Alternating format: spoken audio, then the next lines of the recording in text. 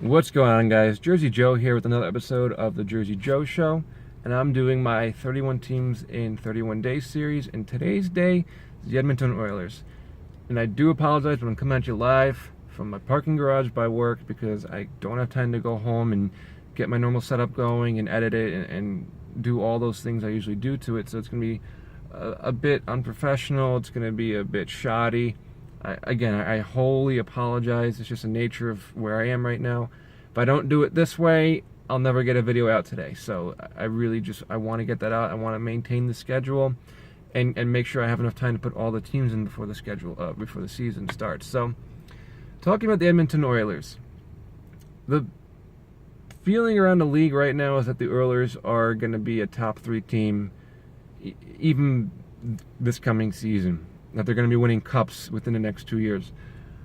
I agree that the Oilers are on the rise. I do think they're going to be probably the best team in the league down the line, but I don't think they're that close. But I am, again, an Eastern Conference fan. My team is in the Eastern Conference. I get to see the Oilers twice a year, if that, and I don't really get to see the progression as much. To me, the Oilers are still that 65-point team from a couple years ago. They just happened to draft McDavid, and they got Adam Larson, and now they're making the playoffs and doing well. To me, that's a team that's in a rebuild who's still a couple years away from being a contender. But I guess I'm underestimating the McDavid effect. I'm underestimating just how good that team has become, not only from drafting McDavid, but just from getting Draisaitl to develop, just from getting their defense to develop. Cam Talbot seemingly is coming out of nowhere. I mean, to me, he was still the Rangers' backup to Lundqvist, but now he's a top 5 starting goaltender and one of the best goalies in the West. And I don't know if that's sustainable or not. I don't know if this is just a great year for the Oilers and they're going to be on the downswing next year because they're still rebuilding. I'm not the best predictor of Western teams right now because I don't see them enough. But I don't think that I can just take the media's reactions right now and say right away the Oilers are going to be winning the cup in 2 years. I don't agree with that kind of sentiment. I think that's clickbait. I think it's a bit of a knee-jerk reaction. But I could be wrong. These are just my opinions. And again, I'm much more knowledgeable about the East Coast than I am the West Coast. And so in terms of the offseason the Oilers had, I think they had a really good offseason. Not a lot happened, but what happened was pretty big. They traded Jordan Eberle for Ryan Strome with the Islanders, which I think was one of the bigger trades that happened this offseason. And then they signed Draisaitl to a massive 8-year contract, which I have a few thoughts about as well. So first thing is a trade. They traded Jordan Eberle for Ryan Strome. And I talked about this in one of my earlier videos. It's a trade that makes sense. So you're trading one of your all-right prospects in terms of the Islanders' perspective for a decently proven right winger in Eberle, who can fit pretty nicely on Tavares' wing and give him that line mate he's never really had in the past couple of years. So you're hoping that that's, number one, going to convince Tavares to stay because his contract is ending next summer. And number two, you're hoping that really solidifies your top line because besides Tavares, there's really been no solid top line for the Islanders, even when they've made it into the playoffs. And you miss the playoffs. You're having all sorts of player issues and arena issues. You kind of want some stability in your star players, and that's what Eberle is going to bring. In terms of Ryan Strome, I do think he's a downgrade in terms of a player, but he comes with a much lower cap hit. And then the Oilers use that cap hit to sign Draisaitl to that massive contract. So I think both sides had prerogatives when they were making this trade. They understood what they were getting, and they fulfilled some needs. One was getting a star winger. The other was getting some cap space to sign another star. It makes sense.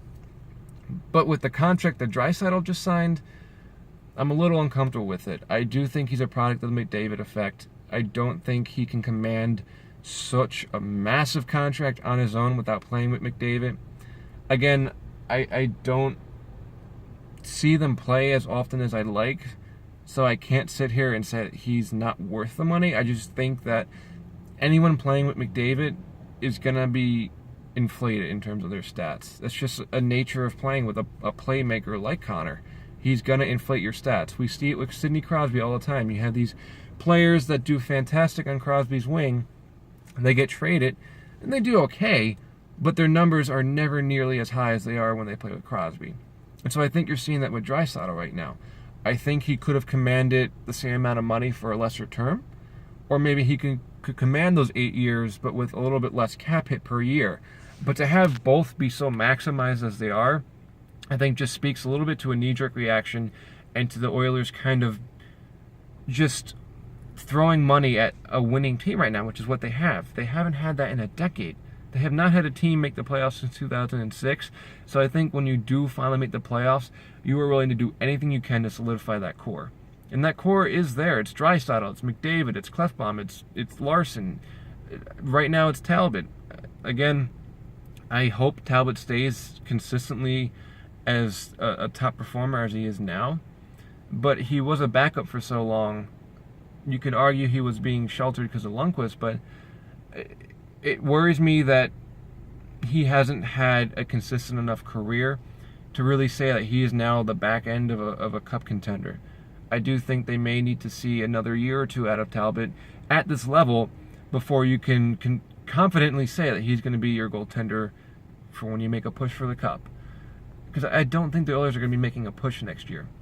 I don't think they should be throwing this money around like they're a contender to go all in for the cup. I do think that defense needs a little bit more well-roundedness, at least in the bottom two pairs, before you can say that, yeah, they're a cup contender.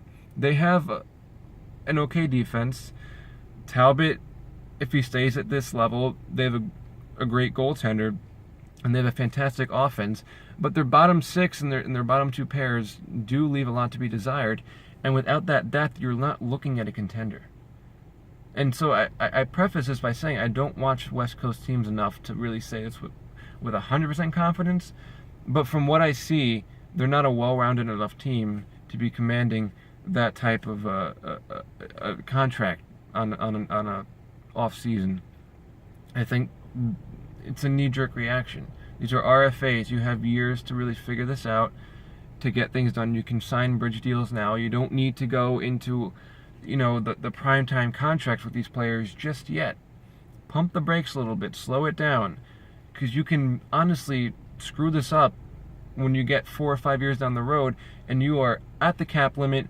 You're stuck in this, third, fourth round kind of purgatory where you can't get out of it because you can't sign the right players you need to get over that hump, because you put all your money into this core and it's, for some reason or other, it's just not enough. But who knows? The Oilers could win the cup next year. I wouldn't be surprised if they do win the cup, but I just wouldn't put my money on it. I don't think they're there just yet. I don't think Connor McDavid can pull this team to the Stanley Cup Finals next year just yet. You have a couple more teams on the rise, a couple more teams that are a bit more solidified in terms of their roster, where they command that type of ability where you can say they are cup contenders. I think Nashville's better than them in the West right now. I think Anaheim's better than them. I think Calgary is on par with them right now. So you have to get through those teams. I just don't think the Oilers are there yet. And if they do make it to the playoffs, to the finals, I don't think they're nearly up to the level as Tampa or Pittsburgh is right now. So there's a lot of questions with the Oilers. They're good, but they're not there yet. But they will be very soon. So I'm definitely calling them cup winners within the next 3 or 4 years, but not next season. So again, I'm doing one of these every single day up until the season starts. I so apologize for having to do it in my car, but like I said, it's either I do it here or I don't do it at all. So that's it for me today, guys. Take care, and I'll see you guys tomorrow.